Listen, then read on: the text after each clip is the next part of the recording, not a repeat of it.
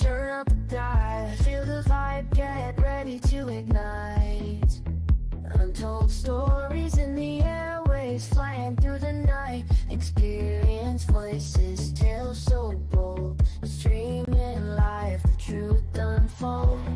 Untold Radio Network, where secrets come alive. New episodes daily, the mysteries thrive. Great guests, super chat, so I remember I share and subscribe. Join the side where truth can't hide. Aliens in the attic, UFOs in the sky. Cryptids lurking, oh my, oh my. Ghosts in the hallway, whispering your name. The paranormal, the unexplained.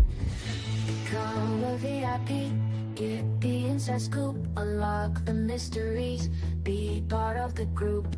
Live streaming stories, they're talking to you. Super chats buzzing, join the crew. Untold Radio Network, where secrets come alive. New episodes daily, the mysteries thrive. Great guests, super chat, it's a wild member ride. Share and subscribe, join the side where truth can hide. So if you've got the guts and you want to explore, tune into the Untold, it's what you're looking for. From aliens to ghosts and all that's unseen. Untold Radio Network, where the world's mysteries convene.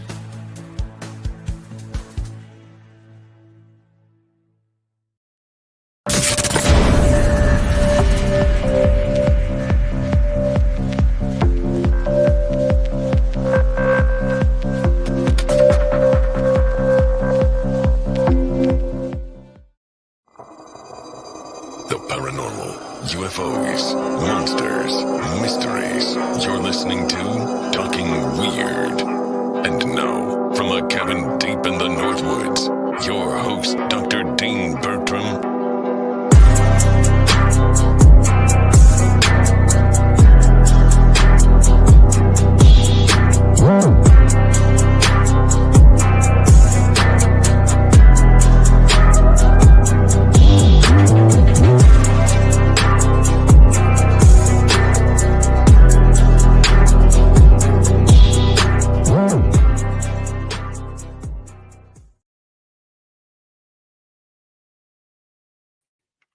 Greetings, all my fellow weirdos and weirdettes. Welcome to Talking Weird on the Untold Radio Network.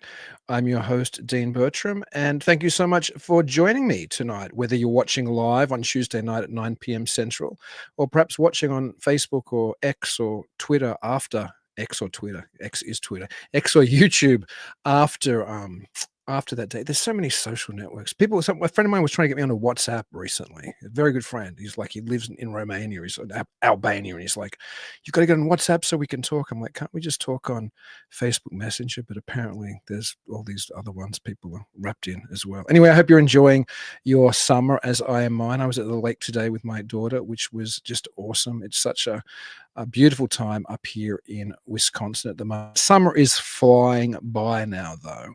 I think the big event for me at the end of summer, which is only really kind of after the end of summer, but it will still feel like summer for me because it's my last big event, I guess.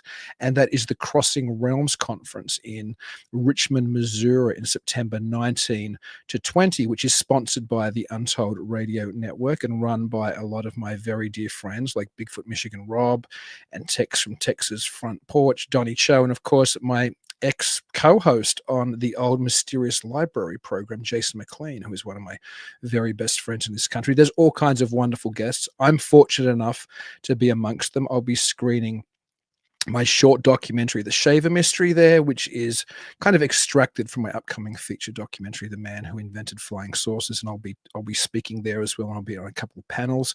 It's going to be a great time. Tickets are already available, and I think selling fast. I know the hotels nearby are selling super fast because somebody the other day wanted to stay in the same hotel I'm in, and that hotel was already sold out. So if you're thinking about coming into that, maybe book now. I will actually play a little promo now, which I believe the amazing Doug Hychek, the head of this network, cut, because again, this network is the key sponsor for the Crossing Realms Conference. So check it out, then book your tickets, and I hope to see you there. Crossing Realms Conference is coming this September 19th and 20th to the Eagleton Civic Center in Richmond, Missouri.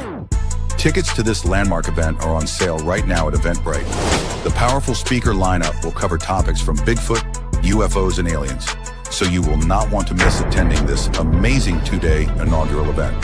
Again, that's the Crossing Realms Conference, this September 19th and 20th at the Eagleton Civic Center in Richmond, Missouri. Please mark your calendar and get your tickets before they vanish. Space is limited. I really hope to see some of you there. It'd be wonderful, particularly the people I've never met. It would just be great to come up and hang out and say hello. Conferences are always amazing because it's one of those few times in our lives, or irregular times in our lives anyway, where we get to mix with people with similar interests that you might get to bump into in your day-to-day routine. I have somebody on the show tonight who I share a number of interests with. He's including the fact that he lives in my state. I've had him on the show before, and he's a very talented documentarian. I'm super grateful that he's agreed to join me again. He's a family man, as I said, based in my state of Wisconsin. He's a graphic designer, cinematographer, and film editor. He is the founder of the Wisconsin Paranormal Investigators and also the Midwest Cryptid Director for Goosebumps Paranormal in Pennsylvania. He has been on a solo quest searching for the Wisconsin Sasquatch in southeast Wisconsin since 2013. And he's been featured on a bunch of things, including travel channels In Search of Monsters and in the Small Town Monsters film, The Bray Road Beast. And he himself is a documentarian, and he's produced 3 documentaries of his own research in the Kettle Moraine area. His first film, Finding Jay, was released in 2019. And his follow-up sequel, Beyond the Kettle, Finding Jay 2, was released in 2022.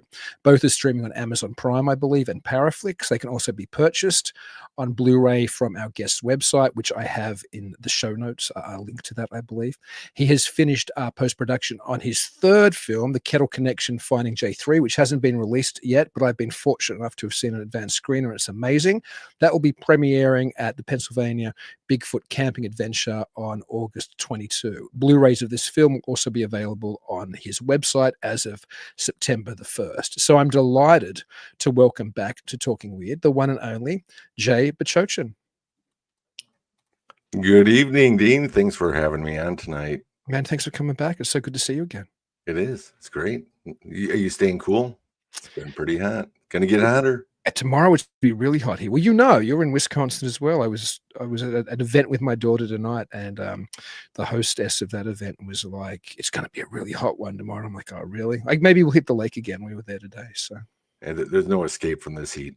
It's just going to get hotter for the next 2 days. Oh my gosh! Oh well, that's the way the world. Do you go out squatching when it's hot, or do you prefer? Every time we don't go by comfort. We go by a time available, I guess you would say. If you think about it, not a lot of people want to go out there with the mosquitoes hitting the wall, sweating in places that you thought you'd never sweat before. But yeah, you know what? The way I look at it is, the living woods is out there. Well, we're going to be out there too. That's good. That's a great attitude. Yeah, I'm sweating and getting attacked by mosquitoes just on my front porch at the moment. It's crazy. Whenever my girlfriend visits and we're out there like hanging out at night or something, I'm just murdered by them. They don't bother her as much for some reason. I come in and I'm just like covered in mosquito bites. It's crazy. Wisconsin at this time of the year can be, I guess, very, very buggy. And thank you just quickly to everybody in the chat. There's bunches of people who are dropping in to say hello to you, Jay, and to say hello to other people. Please, any questions you have for Jay too tonight, feel free to put them in there, and I will definitely try to get to as many of them as I possibly can, because there's, I suspect, going to be a lot of it. As I was saying in the intro, I love your new film. I'm somebody who programs film festivals, and I've been programming film festivals now for almost 20 years, which is a long time. I programmed a number, I've run a number, I've guest programmed, I programmed at festivals literally all over the world. And one thing I always love to see is a filmmaker who continues to grow in their ability as a filmmaker. And I loved all your films, but I've seen this continuing growth as of the documentarian in you. And now I'm sure I'm not the first person who has told you that, but But maybe that's an interesting jumping off point. Have you changed your techniques as you've gone on? Like, do you have a different approach to, like, say, the Kettle Connection than you did to the original Finding Jay when you made it? Or When I do the first one, you always seem to want to, set the bar at a next level every time you do it. However, I kind of have a lot of good rapport with the first film because it was so raw and it wasn't polished like a Travel Channel or Discovery or anything like that. And I think that's what gave the first film its charm. And the second one, I kind of tried to, use the same treatment with that, but adding a little bit more, um, I don't want to say guest speakers, but some, I don't want to say experts. There's no experts in the field, but the ones that really can hold up, be able to interview them, put them on. And this one, I think, is a combination of both, really. So it's, yeah, I've heard that comment on all the private screenings I've had, that this is the best out of the three so far, which is always good to hear. It's never good to hear, well, the other two are really bad, but this one was really good. They're not saying that. It's kind of like you were saying, Dean, that it's that progressive growth, the way I'm presenting what I do and the way I'd like to be able to share that with people. I love so many things about your film. I love the fact how upfront you are with your faith as well. I think that's amazing. You know what? That is my faith, and I'll tell you what. I'm going to say that right before. I'm going to be saying that before God the Father. I'm going to be telling the world because I'm excited about it. So that's definitely one of the things that I always give praise for. Amen, man.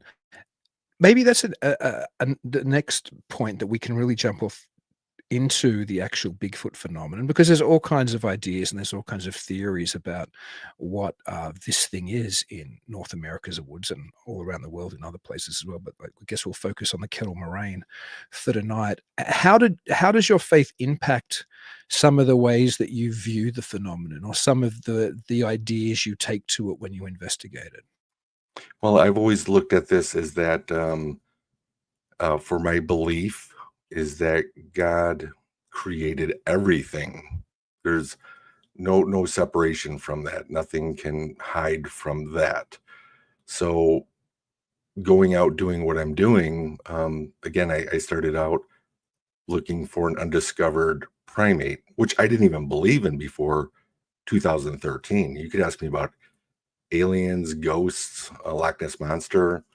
But when it came to Bigfoot, that was always like there was a butt end of a joke if you even mention the word Bigfoot, because it's become such as, the symbol, kind of like the alien grays. You just see the Patterson Gimlin walk and Right. holding a flag or rock on, or it's become a joke that way. But I take my faith and for what I believe, because it is to me biblically, it's the Bible, my truth. Jesus says he's the truth. I'm reading it. I'm the observer. That is my truth. And therefore, I look at what the Bible presents, and I'm not a scholar. I don't have a doctorate in the Bible, but I look at these things and I can't pick and choose what fits my paradigm today. Talking about how old some of these people were in the Bible, like Noah's son, 800 years old. No, that was just an exaggeration. Really, he was only 90. Well, okay, you're making that fit your paradigm that wasn't real. Therefore, when Jesus said, I died for your sins. Did I take that out of context, or did he mean that?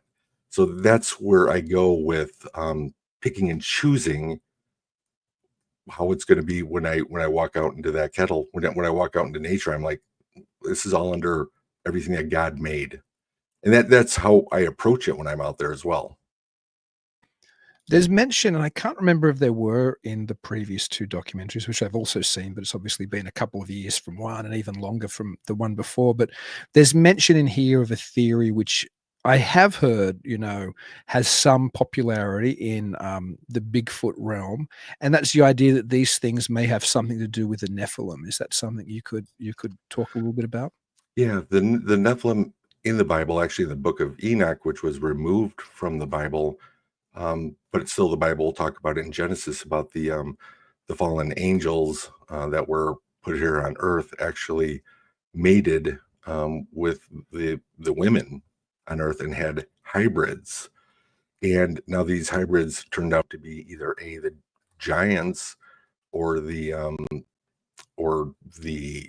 demons that are roaming the earth. You know, I always think of like this story that's up now with Annabelle and the ghost doll, and you know, you wonder if the Nephilim is roaming about as demons, or are they a hybrid? And I guess that's kind of where I'm at now, because I've been doing this since 2013 and I'm still here to tell the tale. So if it was something nefarious, then maybe I wouldn't be here. And so that's how I would approach it. So biblically, Nephilim mated with the women, had hybrids. Are these an offshoot of the hybrids? I don't know. I don't have that answer. That's interesting. Something else that you've, I think, always been very forthcoming with is the idea that there's other strange phenomena that we might normally associate with the type of Bigfoot reports, which were those original popularized ones, just about, you know, something which might have been an undiscovered North American ape or some, you know, hairy relict hominid or something. And that's things like lights. There's a wonderful scene in the film where there are lights seen near you when, I don't want to give too many spoilers, but you're walking, you know, down a path and other people are seeing a light near you. What's your take on those type of experiences when there's other anomalous phenomena manifesting near where you're having essentially what, you know, most people would just think of as a standard Sasquatch sighting, but you seem to be having other things, as many people do, around the same time or around the same vicinity of those standard Bigfoot experiences? Well, definitely. Like I said, the beginning of my journey, I was out there looking for Bigfoot. I was like a Bigfoot crew. I had a big rig, big light, big cameras on. I'm walking around going, hey, Bigfoot, Bigfoot, Bigfoot. You know, I wasn't really doing that, but that's how I was approaching it. I was actually approaching it as I'm going to find this and document it and then prove it. That's how I started. But during this journey, I have witnessed so many different things out there, and these orbs of light that I thought I was seeing things because they reminded me of like Tinkerbell lights at first. But then these things become like orbs that actually kind of just go right through the woods that you're watching it. So you're not looking in the sky, you're looking down at Kettle and you're seeing these orbs of light. And now we're having these not only blue lights, but red lights. And I remember it was just last year, even with one that just appeared right to the right of me, almost by my head, and moved like a tadpole, like a squiggle, that I actually thought I was going to get hit, and there's nothing there. So, and I'm not going to say at all what I can give you my opinion of maybe what I think it is, but definitely I'm far from knowing that. But I think that we're seeing things in like different layers of what I call the veil of what we see or what we want to see, or if we're open to that when we're out in the woods.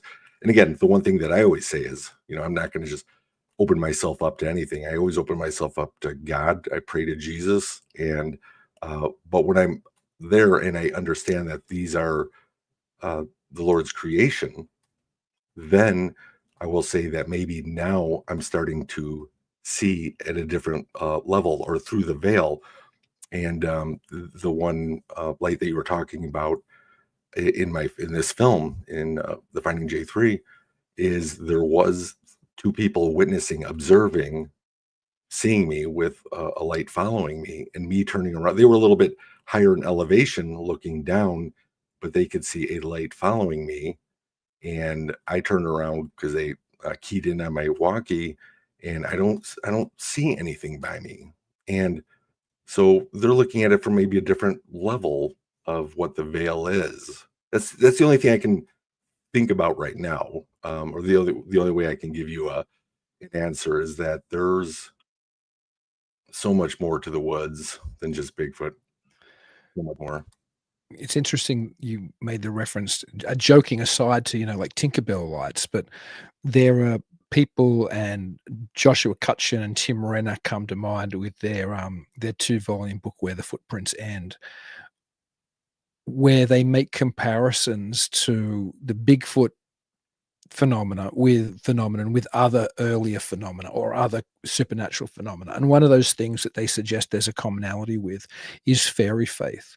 Like, there seems to be things that Bigfoot does which has weird commonalities with fairies. Everything from, sometimes Bigfoot have supposedly platted the manes of horses and things, to the idea of strange rocks and pebbles being thrown at us, to just the way the Bigfoot thing itself, including weird lights that just come and go and disappear, and the idea that Bigfoot seems to, while there's a physicality, there's also an ephemeral nature to it. Like, it just comes and goes and seems to disappear in and out of our reality. And perhaps some of those things are probably already discussed in Native American tradition, which I know also comes up wonderfully in your documentary. So maybe that's something you can talk a little bit about as well. Those Native American ideas about what this phenomena or phenomenon might be. Yeah, absolutely. When I was doing this at first and just walking the trails, because when I go out there, I'm not going I'm not going to go trucking through the woods. And it's not a matter of difficult or running into ticks and poison, whatever. I always believe that I have that respect, and I've had that for a long time, to where I'll stay on the path, because I think that's a people path or a public street. And I feel that as if you were looking out your window of your house and you were looking at the street and you saw somebody walking along the street, it's no threat, but all of a sudden they stop and they step on your front yard, the front lawn, and you're like, okay, that's kind of weird. Now they're on my property just by a foot. Now they're walking up the yard up to your house, but not to your front door, but to a bedroom window. So to me, that's always been that threat. And again, that's how I approach it when I'm out there. I like to just stay on the path and not come in so aggressive that way. But when you were talking about what the Bigfoot could be, and the trackways, I found a trackway in 2014 early on, and at 11, maybe 12, with one ending on a tree fall with some snow on top of it, so I could see the scuffle, and then they were just gone. And so I always thought, okay, where did this physical being go? Because its physical left prints, but then where did it go? And the easy answer is saying, well, it walked through a portal and it just disappeared. That would be good. Or number two, it jumped, from a tree that was 50 yards away. That's possible. Or the scariest is it grew wings and it flew away. So you had a squatch bat flying around, which is even more creepier. But with that being said, I even though I joke about that a little bit, there is merit to it that all researchers out there are finding the trackway stopping. So where are they going, or how are they moving? Again, I don't have the answer to that.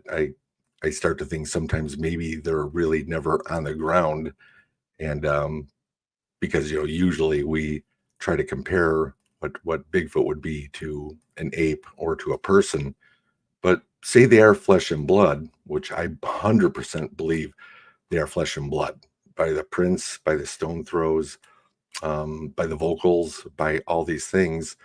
But at the same time, I've seen them. I've had a sighting to where I've seen it glide, and I've heard that from other people. But until you see it, do you really understand what it is? It doesn't make sense. It's almost like they're there, but they're levitating. I know that sounds crazy, but how are they not leaving prints everywhere? And then how come there are some prints in some cases as well? So, these are the mysteries, the truths that I'm just trying to find out. And then when people ask me, I always said the best answer you can give to somebody is you don't know. And that's how I approach it. I think that's a wise way to approach it. I think there are too many people in not just the Bigfoot space, but in any of these, anomalous spaces, whether it's UFOs or ghosts or anything else, who seem to think that they know the answers. And we don't know the answers. That's the reality. I mean, I have my theories. My theories are very, I suppose, close in some ways to John Keel, but also influenced by, science fiction / Gnostic biblical thinkers like Philip K. Dick. Like, I do think that I suspect that all of this is far stranger than most of the popular presentations of it suggest it is. And I also think it's deceptive, not just Bigfoot, but all of it. I think that ghosts are deceptive. I think that the UFO phenomenon is deceptive. And I think that Bigfoot's deceptive as well. There seems to be, at least to me, some trickery going on, something which is, we're intentionally being sidetracked from what the truth is. Is that a feeling you ever get? Because I'm not in the field. I'm just an armchair researcher, but you're out. No, exactly. And the thing is, and that's really, I guess, what my message is always going to be about, is it's always going to be about not what Jay has put out on documentaries, but I'd like to encourage people to find their truth. There's approximately 8 billion people in the world, and everybody has their own individual truth. And I believe to find your truth, you have to be that observer to see it, not just to hear it or hear it regurgitated. But if you're really wanting to find that, to be in those situations, whether it is looking for UFOs or ghosts, or going into the woods, it's finding your truth. And that goes with just daily life, everything around us. Find your truth. And that's exactly what I try to do with these documentaries. I mean, these documentaries will, number one, not make you rich being able to go on a Hawaiian vacation. Number two, it doesn't get you famous or noticed. Maybe you know me, that's great, and a lot of people know me around here. Nobody else does, but that's okay. My message is to go out and find your truth. Don't even listen to me. Watch my movie, take it for what it is, but go find your truth. I think that's the only sensible and meaningful way to approach this. And speaking about find your truth, all the films are so incredibly personal, as is this one. Like, these aren't just a Bigfoot documentary, which is just focused on the phenomenon, perhaps as the very title, Finding Jay, has always suggested. So I'm going to play the trailer for the most recent Finding Jay 3, The Kettle Connection, and then we can come back and maybe talk a little bit about how your actual, I suppose, your treks into the woods, your ongoing journey, how this has affected you at a personal level. Yeah, absolutely. Okay, let's roll the trailer.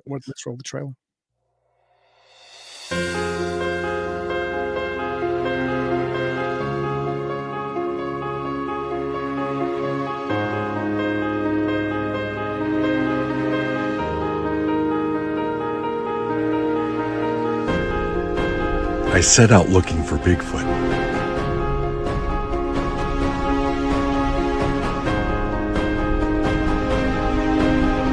Chasing footprints,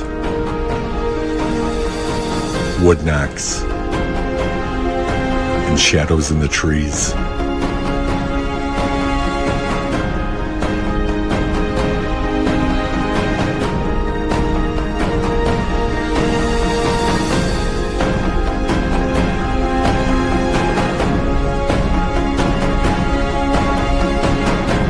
But somewhere along the path, the search began to change me.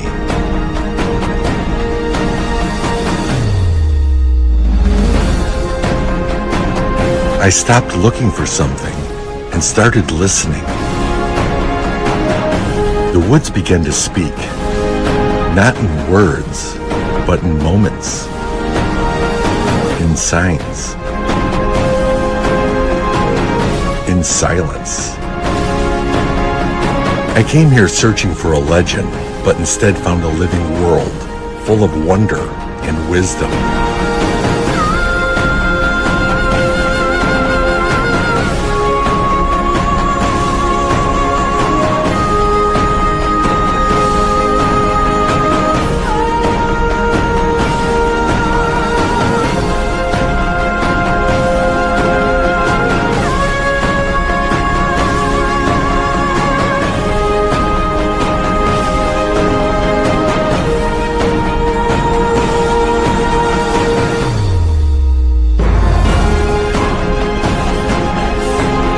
This isn't just about Bigfoot anymore. It's about the connection to the forest, to the past, and to something greater than ourselves.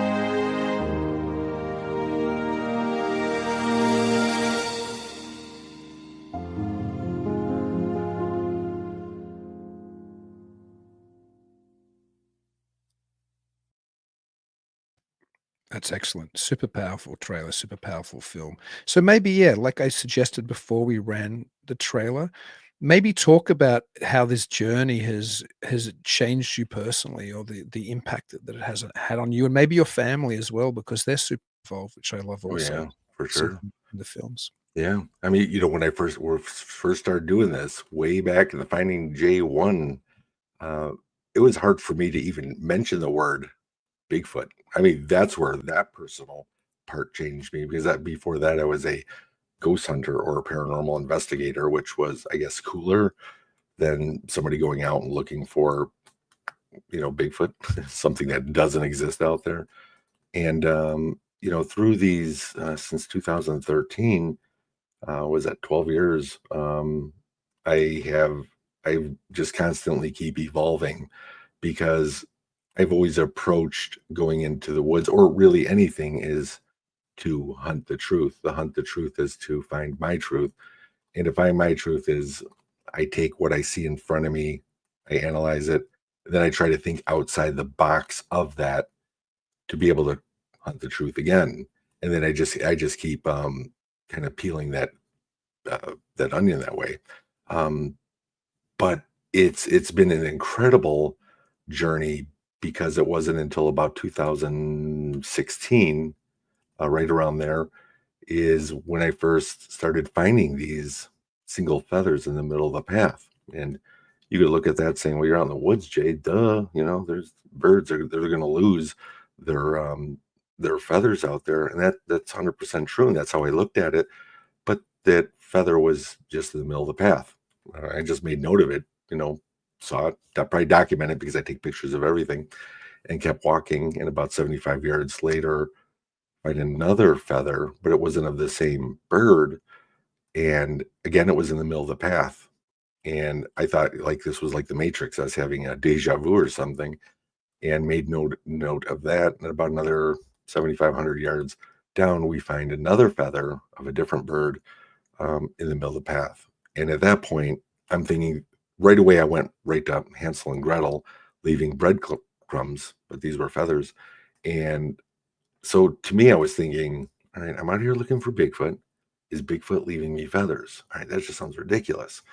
But then that really kind of sparked me of thinking of, like, the headdress of the Native Americans, and what the Native American ties had to the Kettle Moraine.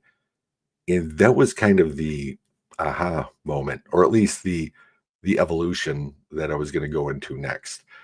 And that's where I met Kim, and she is a friend on Facebook, and that's where we would just chat and talk about it. And she was learning her way of the Native American ways. Then we finally met up, and I really started talking to her about some of these things, and she was teaching me a lot. But then she introduced me to her Ho-Chunk elder Skip, Potawatomi elder, and we only had an hour and a half talk. I wanted to actually interview him for Finding J3, so this was almost 2 years ago. Wow. So this is how long I've been working on this film. And we only had an hour and a half conversation, but within that hour and a half, it really opened my eyes to a lot of things, because he was sharing with me of what their beliefs are. And some of that stuff is hard to believe, because you just think it's just kind of the Native American folklore, but no, it's an actual belief. And did we lose that? Did we lose that just as a people, or our own nation? We kind of lost that that look. And it was the best hour and a half that I could speak. And actually, it was a couple weeks later he did pass away. But I started really talking with Kim, and yeah, 2003. I see that. Thanks, Kim. And so Kim came on board, was more than just a Facebook friend. Now she's actually been teaching me in the Kettle Moraine, and of what she's learning. So it's just kind of the way I look at it, because it's like, you know what, no matter what, I'm Christian based. I'm not looking at being able to give how would I say it to Skip? Well, actually, Skip said, "Jay, I'm not trying to convert you," which was really funny, because he kind of laughed about that.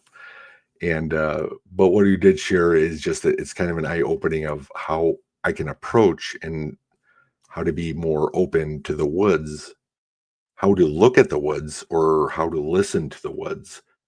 And all of a sudden, I became that guy. And I'm going to use the air quotes, because that guy I used to make fun of when I first started doing this way back when. And I'd be like, wow, I would say a tree hugger, a flute player, and I'm finding myself in that position right now. So the very person I made fun of, I became. But I'm very proud of what that is, because that's how I'm always going to keep going in my journey. At least you're hearing this for me today. I mean, where am I going to be 5 years from now? I don't know. But that has really put a big impact on me.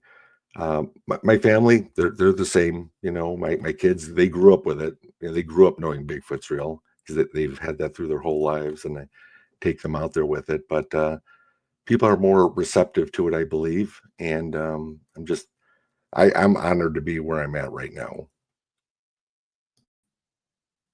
Do your kids like going out in the woods with you? Like, they get excited, like, we're going squatching, or what's it been like taking your kids with you? Yeah, number one, I'm not a squatcher. I'm not a Bigfooter. I'm a truth seeker, and that would go with anything. The kids loved it when they were little, but now that they're older, now it's kind of like, they don't want to come out of the comfort of their own home. But I mean, it's funny. But they respect it, and once they get out there, they do thank me for it. They're like, you're pulling them away from their technology, from their games, from their friends. And I understand that, just because I see how they interact with their friends nowadays. But when I get them out there, I think they love it. As a matter of fact, they're both going to be coming with me to the PA Bigfoot camping adventure in August. Excellent. So yeah, so they're really super excited about that. Do you think of it as, like, perhaps sometimes when they're with you, I don't mean to trivialize it, because I do this with my daughter occasionally. Is it like legend tripping for them? Like, you say there's something here and it's kind of an adventure. I know they're getting older now, but have you presented it like that, or how's the way you've usually presented it? Oh yeah, absolutely. Especially when we go up to the Lee Hample's farm up in Elkhorn. I talk to him, and he's like, "Yeah, Jay, you're up there." He gives me permission to drive up there, and even if he's not up there, so thank you, Lee. I'm gonna take my daughter up there, and we'll pull up, and it'll be dark too. And I'm like, "This is the home of Dogman," and she's like looking around, and and it's dark, but the car's still running, and I go, and she's like kind of just looking around, kind of like, "No, it's not," or whatever, whatever she's thinking. She's a teenager. And then I said, No, they come right up to the window, and I from my end, I start rolling down her window, and she's rolling it back up. She's white knuckled. She will not let go of that switch, so I can't lower it again. But yeah, that's the kind of fun I have, with my kids. Not try to scare them, but in that case, I think I kind of did. Yeah, and then the different places, because the actual legend tripping are things that I've come across personally. So it's not so much that somebody saw something here, or somebody saw something here, or witnessed it. I'll take them out into the kettle saying, "This is where I found the footprints. This is where I was. This is where your dad was standing when the rocks were thrown at me. Wow. Yeah, this is where I'd take them and say, this is where I was standing when I saw these two red beady eyes and three sets of them." And I'm only going to go with eyes because it's pitch dark. Didn't have lights on them, but they were, whatever it was peering at us. And so, I mean, it's kind of legend tripping that way. It's kind of a dad tripping, if you will, It's of my encounters. It's a hardcore personal legend tripping. I only recently, my girlfriend and I took one of her daughters and my daughter and one of their friends, just on a very simple, we had Chad Lewis's books and we had Linda Godfrey's books, and we just went to, some nearby kind of, paranormally or cryptidy kind of places, which was Wisconsin's full of them. It's crazy, this state, man. It really is. I mean, even when we're out there, I don't even really mention in my documentaries. The second one, Beyond the Kettle, Finding J2, I do mention the oddity lights that are not just in the woods, but in the sky. And definitely we see some very odd things out there, and it's not Starlink that we're seeing. Something else is out there. Now you could say, well, that's the kettle. Now we're talking about way up there. So it's not really in the kettle. We're just happening to observe it from there. But yeah, we do get the odd lights, and it's one of those things to where, okay, if you're going to go out there legend tripping, you're going to go out into the woods and you're looking for Bigfoot, but you see something else. Sometimes you think, was that Bigfoot turning into a ball of light and then moving? And that's kind of how I was just a couple of years ago. And of course, the apers in this industry or in this field is just a flesh and blood animal that we haven't caught up with yet because of its leaving of their footprints and that type of evidence that will support that it's physical. We just can't catch up to it. But I've seen things that are physical, that move, that defy how any type of mammal or animal could ever move. And those are the things I can't explain. So it's flesh and blood, but it has supernatural attributes. That's all I can say. I always say, you know what?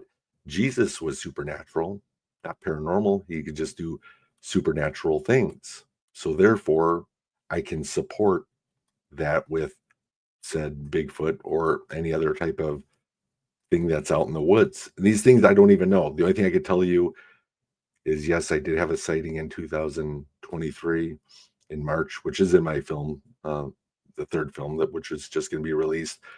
And I've seen bunches of lights, but that's all I have. Now I'm trying to get to the understanding of that.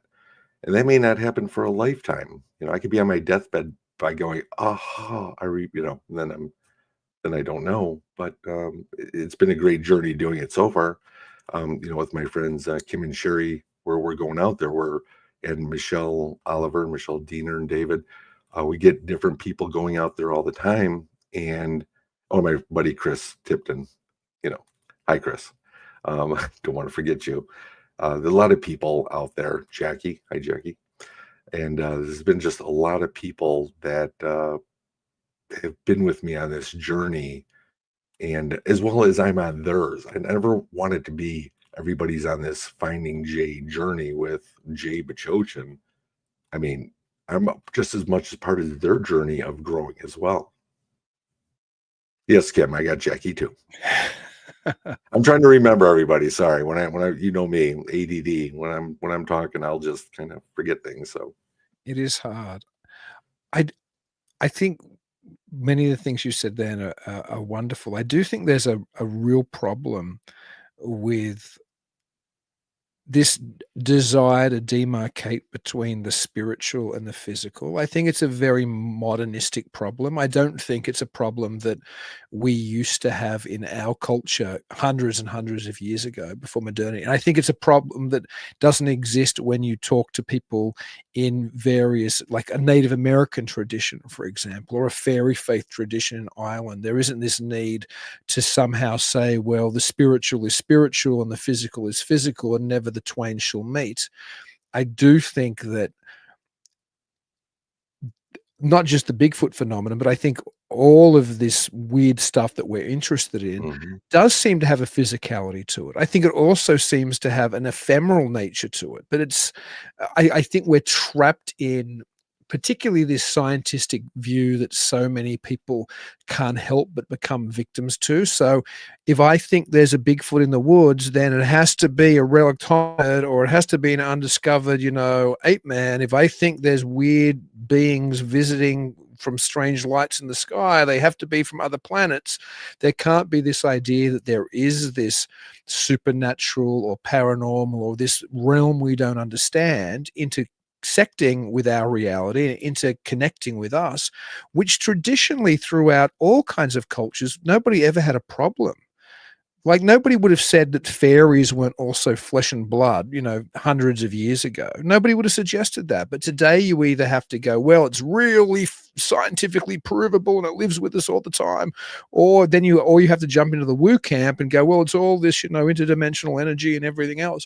But there's no reason, I think, that there can't be something which blends into both of those realities. Oh, yeah, 100%. And the thing is, I don't even like to look at it as the woo. I figured we are spiritual beings, all of us, whether we believe that or not. I think we all are. And I don't think that's ever lost. I think it's blanketed or covered. And people in science can't get to that next spiritual level on their part, but everybody is going to move about it in a different way in their lives. I guess that's how come it's so hard to, it's like I can pull something up and I can I can view it, and somebody's going to tell me it's something else, but they weren't there. They weren't the observers. So no matter what it is, Jay, you're just hallucinating. You're seeing things. You want to find Bigfoot so bad. That's what it is. And it's like, no, you know what? I'm out there weekly, year, month after month, year after year. I don't stop. And it's not a matter of trying to find Bigfoot and try to record it, because now you can't even do that. A couple of years ago it was CGI. Now it's just AI. So no matter what you put out there, people are going to question it all the time. And if they question it, which I think is good, then they have to find their own truth. And the only way to find your own truth is to be the observer in those situations. You may never come across it. If we're sitting comfortable, like you were saying, if we're sitting back, armchairing it and watching documentaries, that's as far into the observing you can go, is through somebody else's observation, which you don't know if that's real or not. So yeah, I think it's going out and finding that truth. What do you think of some of, and I know this is the space you make documentaries in, but what do you think are some of the unique challenges in making a documentary which is engaging and an anomalous phenomenon? Like what what do you imagine is the things which makes that more challenging for you than it might be if you were just making a documentary about, I don't know, a local, tire factory plant, or about a local celebrity or something? What are the things which make it harder to make a documentary in the unique space that you work in? Well, number one is I document everything, and now I have to put this everything into a coherent story to be able to tell. So therefore, since it's happening to me, and it's a kind of in a controlled environment, because we all share our videos if we're out there, we share our experiences when we're out there. It's not as hard as trying to go out and find the correct spelling of someone's name or where they were from, and to be able to find graphics to show them.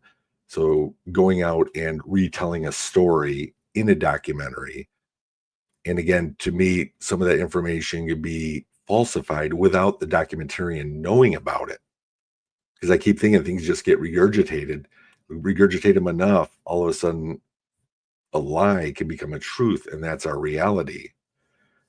So when it comes to doing it myself, I know what's out there, and all three of my films are 100% fact based.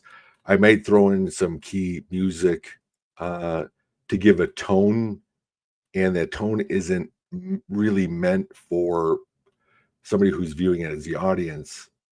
As okay, now here comes the spooky part. The tone is actually what I'm feeling when these things happen. So whether you hear some inspirational, joyful part, that's how I felt in these scenes. In some of the scenes where Jackie told me that there's a light behind me and I'm in the middle of the dark, the music's a little bit more intense because that's kind of how I felt alone in the woods. Especially when Chris also said, yeah, we're both looking at this light. So now I've got two people confirming, not just one person.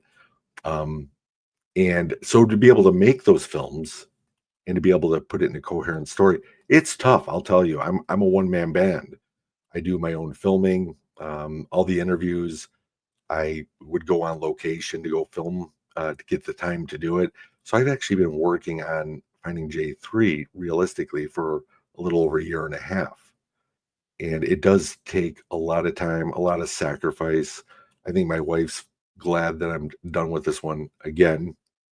Because you got the one, she was glad I was done with that, then two, and then three, and then again she keeps saying, okay, no other documentary for another 4 years. She keeps adding on the years, because I spend a lot of time here, and it's and that's kind of the sacrifice with it. It's a little easier to sacrifice now with my kids being older, because now they're pre-act and doing their things with their friends. But when they were younger, that was a very hard part to this.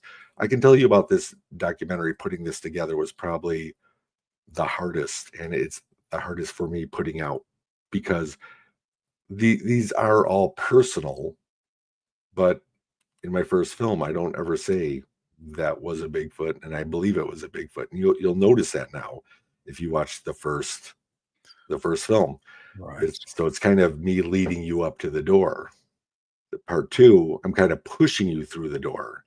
Now I'm kind of saying, okay, this is what I think it could be.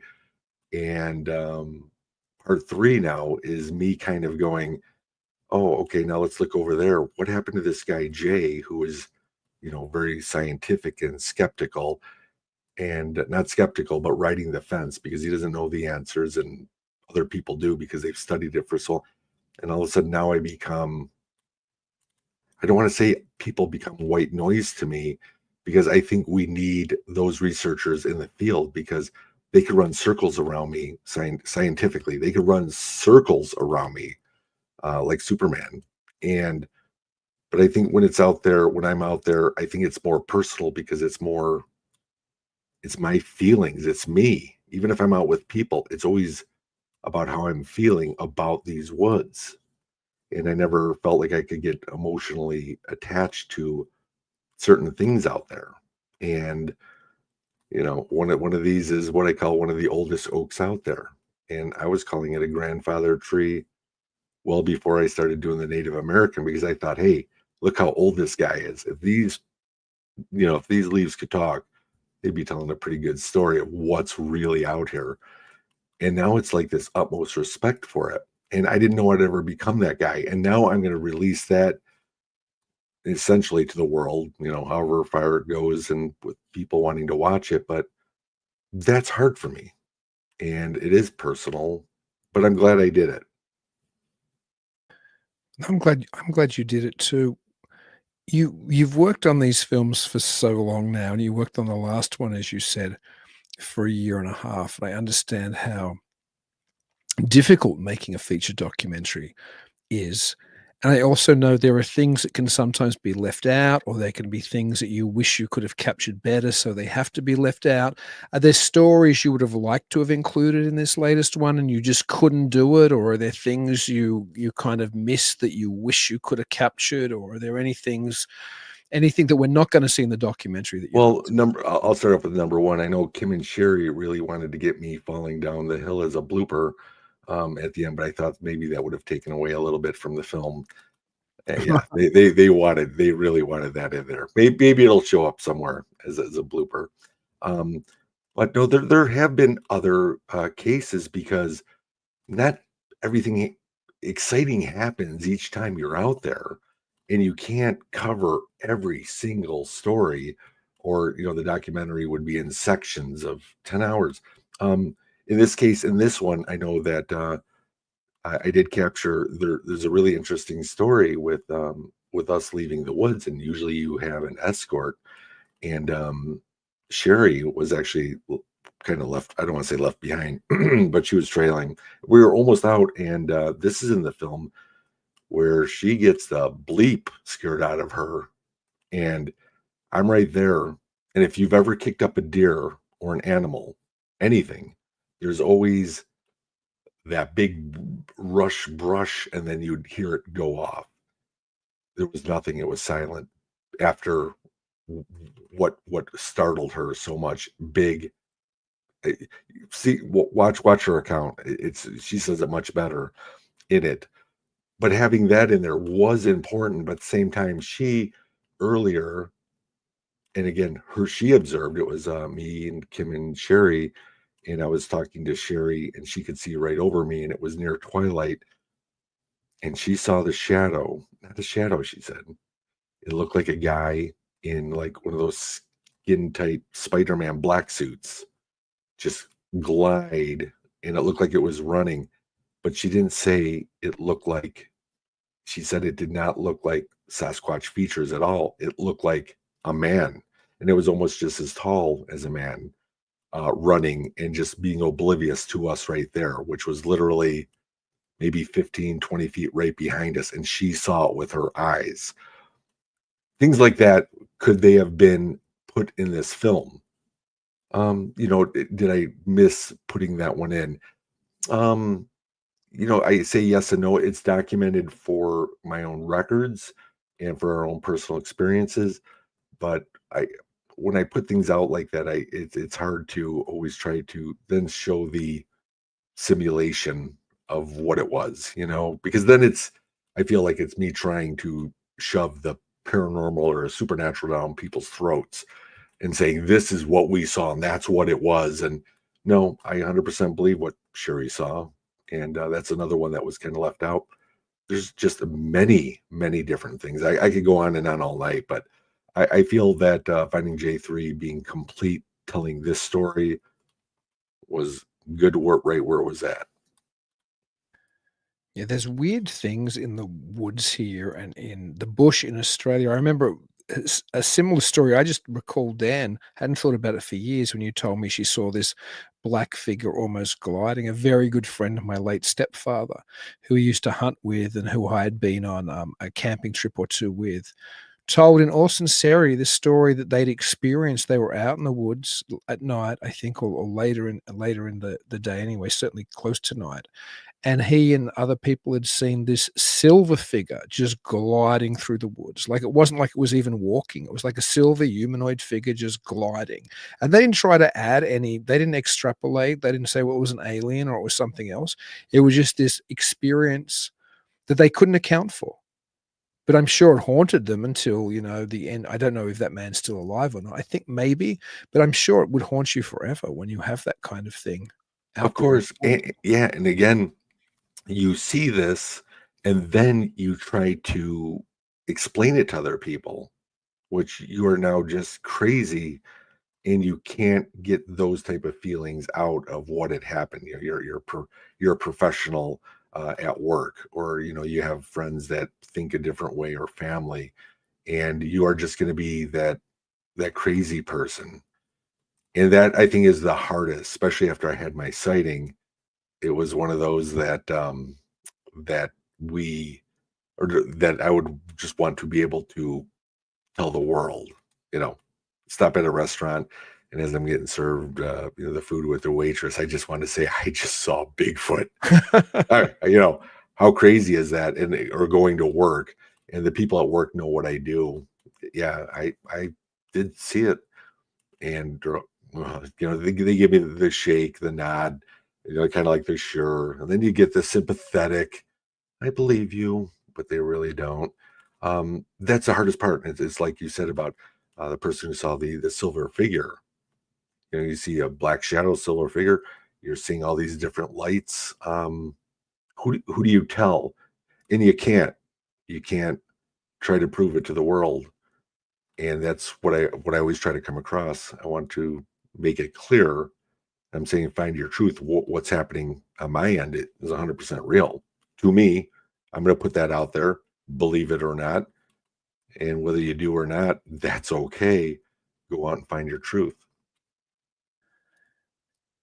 You must be exhausted having completed another film, and you've still got the world premiere, and then you've got the actual release for everybody else coming up in the next month or two.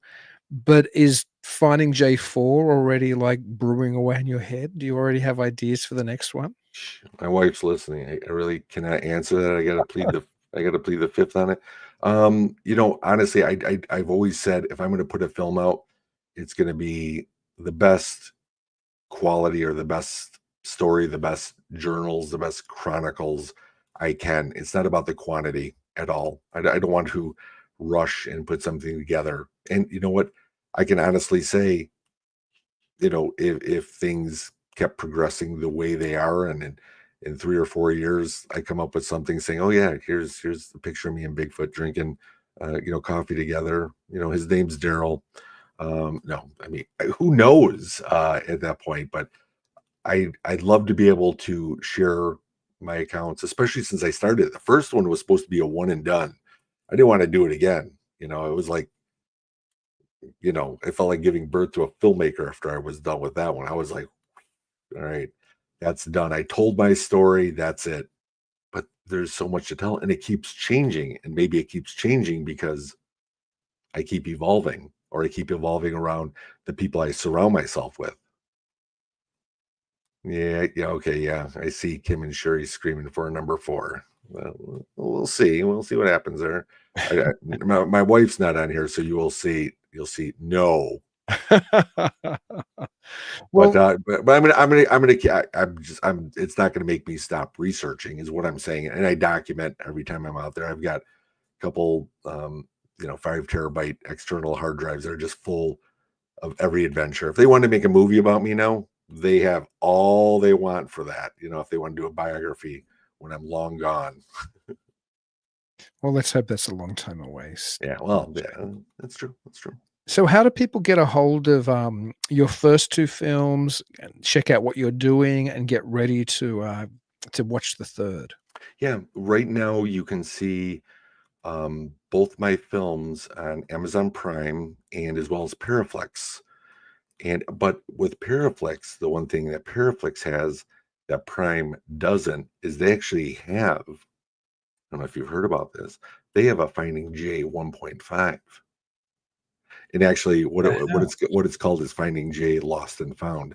And it was some footage that I wasn't able to put in the first one. The first one was already 2 hours long. I couldn't make it longer. So there was a lot of things that I wanted to add to it, and I made it like kind of a featurette about it. So that's the only one that's really exclusive right now on Paraflex. But you can also buy the films because you don't know how long my films will stay on Prime or Paraflex. You just don't know. Good point. And because I'm old school, I like to have a tangible copy when I buy it. You can buy something off Prime, and really all you do is you're looking on your screen and you say, wow, I own that. I can watch it anytime I want. You don't really physically own it. They're just giving you the freedom to watch it whenever you want to. But if you buy a Blu-ray, not 4K, if you have a 4K, it'll play a Blu-ray.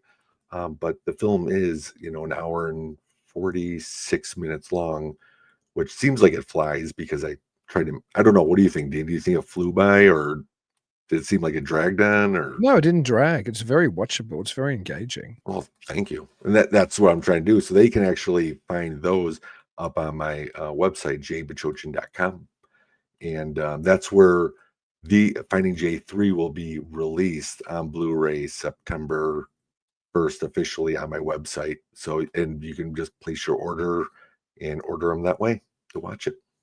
And people should, and I'll have a link to your website again. It's in the show notes, and it will also be in the audio only version. Bob Antone, who is a very good friend of mine, a very good friend of the show. He's been on multiple times, and he's also in my documentary, as well as providing music for my documentary. He just said to you, Jay, if you need any Sasquatch music soundtrack, I'm glad to provide something. Keep Bob in mind going forward, because he's like an I'll keep incredibly talented musician. That's great. And coming from you, Dean, I will definitely take advisement on that, because you know it is what people are calling for. But right now, let's just get through 3. I'd like to just get it premiered. Blu-rays are being produced as we speak right now, so they will be available. I will put them on my website, and I will on so my social media as well. And that's the only place. Social media is kind of a box. You know, you could have so many people they call friends, but they're just people that follow you. So I'm like at my limit. I can't take any more. Some drop off, some get back on. But even so, it doesn't matter. I could post a very happy picture and I'll get, three likes, out of 5,000 people. Right. Basically, it's just the experiment of saying you are in a box, no matter what you try to pay for to get the word, it doesn't matter. So it's things like this. People come across your YouTube a year, a couple months from now, a year from now, 2 years from now, they're coming back to this and they're like, oh, wow, that happened that long ago. You know what? I'm just going to put them on my website and we'll just see how they go from there. Well, man, congratulations on your latest film. I really enjoyed it, as I enjoyed the 2 previous movies. And I can't thank you enough for visiting with me again. It's always such a great joy to chat to you, Jay. I'm humbled just by you asking me to come on here, and I always am, because when it really comes down to it, and some people would say it sounds like a cliche, but I say I'm just Jay. I'm just a guy who has this hobby or this passion to seek the truth, and to be able to share it. So I really don't feel like anybody else but just me. And so again, I'm humbled for you asking me on, and I appreciate your fans for listening.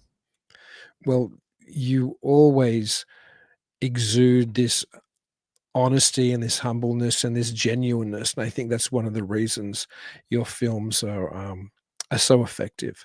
And until I talk to you again, Jay, which hopefully will be sometime in the very near future, and until I talk to everybody else out there, which will be same weird time, same weird network, 9 p.m. Central next week, please keep it weird. Bye.